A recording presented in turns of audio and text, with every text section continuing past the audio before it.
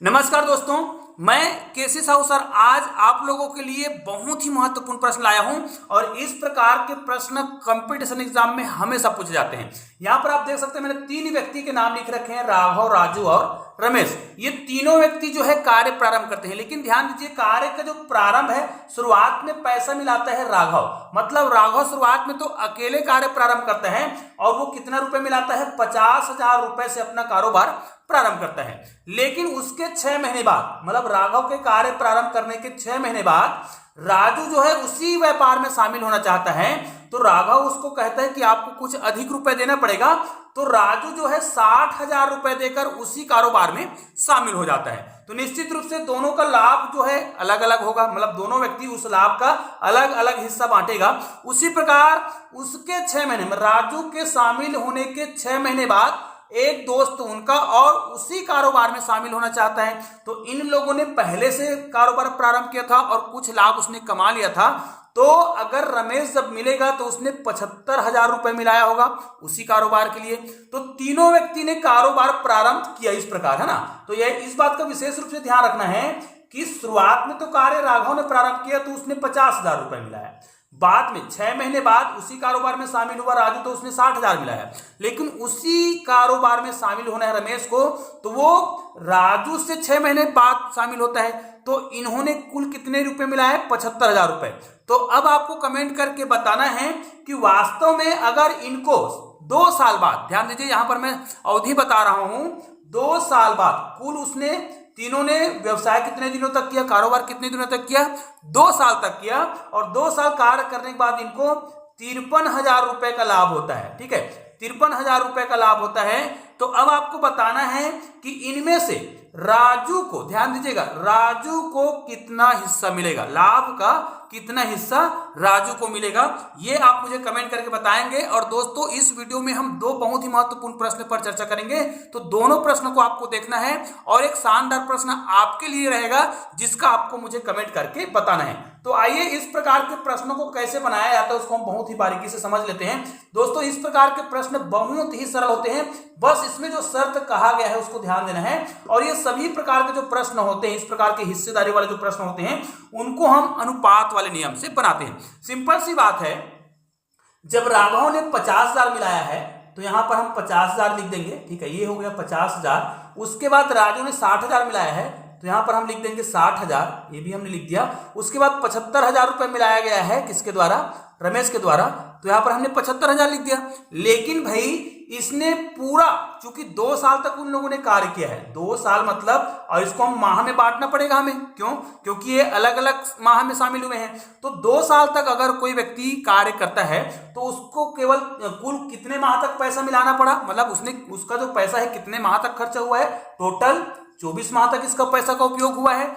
तो यहां पर हम इसी का अनुपात निकाल रहे हैं। उसके बाद इनका कितने माह तक पैसे का उपयोग हुआ है, केवल देखिए 6 महीने बाद शामिल हुआ है, मतलब यहां पर तो 18 माह कहा जाए, 18 माह तक इनके पैसे का उपयोग हुआ है। और ये लास्ट में शामिल हुआ है और इनसे 6 महीने बाद, तो इनसे 6 महीने बाद मतलब फिर कम कर दो तो यहां पर हो जाएगा 12 माह।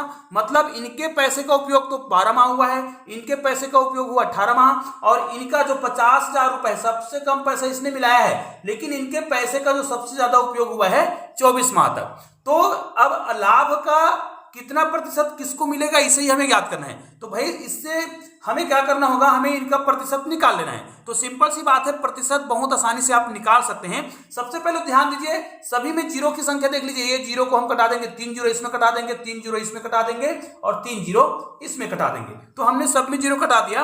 अब देखिए इनको हम भाग भी दे सकते हैं, ध्यान दीजिए कैसे भाग देंगे। यहां पर 12 दिख रहा है तो 12 एक कम 12 इसको कटा देंगे। यहां पर देखिए हम इसको ना कटा कर किसको कटा रहे हैं, तो 12 पंचे 60, और यहां पर हम इसको कटा रहे हैं 12 दूनी 24। अब जो संख्या बच गया है, यहां पर कितना बचा है, 50 गुणित 2, और अनुपात यहां पर 5 गुणित 18। ठीक है, अनुपात यहां पर कितना बचा है, 75 गुणित 1। अब इसको गुना करने की तो आवश्यकता नहीं है।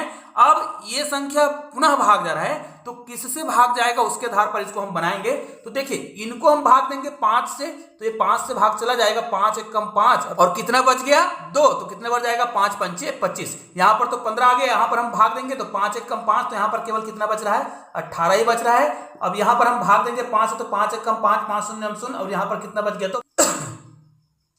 तो तो यहां पर कितना बच जाएगा 10 दूनी 20। मतलब ये तो निकल गया इनका प्रतिशत, लेकिन भाई इनको हम जोड़ेंगे तो कितना आएगा, तो इनको आप जोड़ सकते हैं 8 5 13 का 3 हो जाएगा, हासिल 1 चला जाएगा और ये हो जाएगा 2 3 4 और 5, मतलब ये हो रहा है टोटल 53।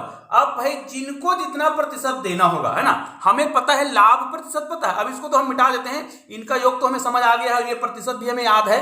तो अब हम अगर जिनका प्रतिशत निकालना हो, है ना, जिनका प्रतिशत निकालना हो कि उसको कितना प्रतिशत मिलेगा, लाभ प्रतिशत, तो हमें लाभ पता है, ठीक है, लाभ कितना हुआ है टोटल 2 साल के बाद, सॉरी यहां पर हमें लिखना पड़ेगा 53,000 रुपए का लाभ हुआ है, ठीक है। अब इस 53,000 में से जिनको हमें प्रतिशत देना है, जैसे राजू का निकालना है, तो राजू का कितना प्रतिशत मिलने वाला है 18, तो यहां पर हम लिखेंगे 18 और टोटल कितना था 53, तो यहां पर हम लिख देंगे 53 और 53 से कट जाएगा, तो यहां पर कितना बच रहा है 1000 बच रहा है, 1000 को 18 से गुना करेंगे तो आपके पास उत्तर आ जाएगा 18,000। मतलब यहां पर राजू को कितना 1000 रुपए मिलने वाला है, केवल 18,000 रुपए मिलेगा। इसका मतलब यह है अगर हम यहां पर राघव का निकालना चाहें तो 53,000 रुपए का ही कितना निकालेंगे, इनका 20 भाग था 20, है ना, तो 20 बटे कितना करेंगे, यहां पर भी 53 करेंगे तो 53 कट जाएगा, यहां पर भी 1000 बचेगा और 1000 को आप 20 से गुना करेंगे तो कितना हो जाएगा 20,000 होगा। उसी प्रकार हम क्या करेंगे, इसका प्रतिशत निकालेंगे तो निश्चित रूप से इनका कितना निकलेगा 15,000 रुपए निकलेगा।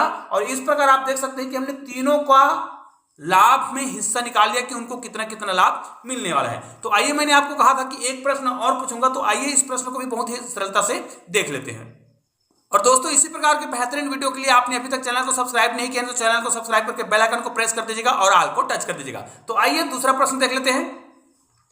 तो दोस्तों यहां पर देख लीजिए, ये प्रश्न थोड़ा से हटके है, इसमें राघव, राजू और रमेश जो है तीनों व्यक्ति शुरुआत से ही इतने इतने पैसे मिलाकर बिजनेस प्रारंभ करता है। मतलब राघव जो है 34,000 रुपए मिलाता है, राजू 26,000 रुपए मिलाता है और रमेश जो है 10,000 रुपए मिलाता है। और इन तीनों ने बिजनेस किया और इनका बिजनेस में लाभ हुआ, इसमें अवधि नहीं दिया गया है, लेकिन ये जरूर दिया गया है कि इनका बिजनेस में लाभ कितना हुआ।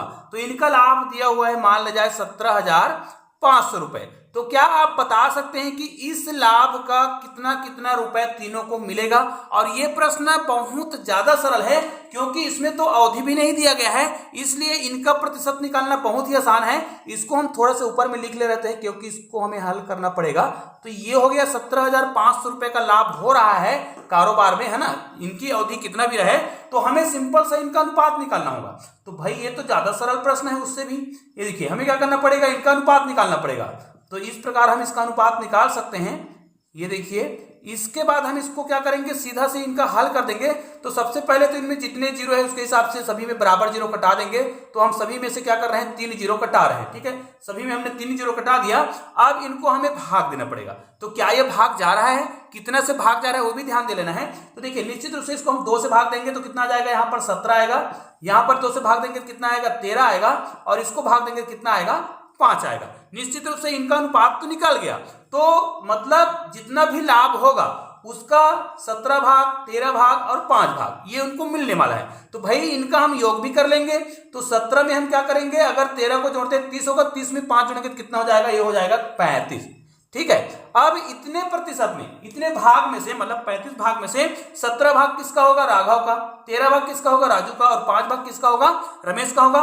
तो कितना लाभ हो रहा है, तो दोस्तों यहां पर लाभ कितना हो रहा है, 17,000 हो रहा है। तो 17,500 लाभ हो रहा है। तो इसका हमें क्या करना पड़ेगा, जिसका लाभ निकालना हो, जैसे राजू का निकालना होगा तो राजू का प्रतिशत, रमेश का निकालना है तो रमेश का, और राघव का निकालना है तो राघव के अनुपात को हम लगाएंगे। चलो हम राघव के लिए निकालना चाहते हैं या इसके लिए, किसी के लिए भी हम निकालना चाहें तो हम बहुत आसानी से निकाल सकते हैं। चाहे हम इसके लिए निकालना चाहें तो क्या करेंगे, हम यहाँ पर लिखेंगे 13 और बटे में कितना लिखेंगे 35, क्योंकि ये 35 भाग का ही 13 भाग इसको मिलने वाला है। अब इसको आप भाग देंगे तो चाहे तो इसको आप भाग दे सकते हैं 7 से, 7 से भाग देकर देख लीजिएगा, 7 एक कम, यहाँ पर कितना बच जाएगा, 7 पंचे 35 बार जाएगा, ठीक है, 7 पंचे 35 5 बार जाएगा।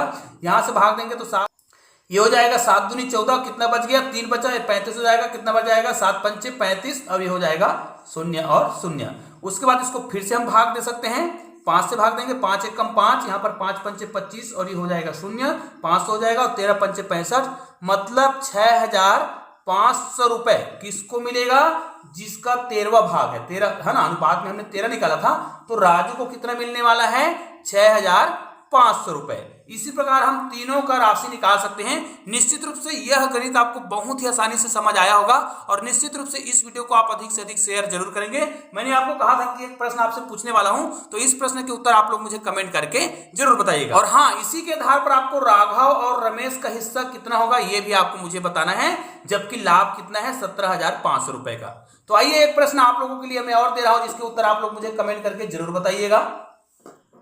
तो दोस्तों यहां पर मैंने एक प्रश्न लिखा है जिसमें राघव ने 75,000 रुपए मिलाकर एक कारोबार प्रारंभ किया, लेकिन राजू जो है उसी कारोबार में शामिल होता है 4 महीने के बाद, तो उसने 1,12,500 रुपए मिलाया। तो आपको बताना है कि राजू को उस लाभ में कितना हिस्सा मिलेगा, जबकि उसको साल के अंत में लाभ कितना मिलता है? 22,500 रुपए। तो निश्चित रूप से आप लोग इस प्रश्न के उत्तर मुझे कमेंट करके जरूर बताएंगे। तो दोस्तों मिलते हैं ऐसे ही और बेहतरीन वीडियो के साथ, तब तक के लिए जय हिंद जय भारत।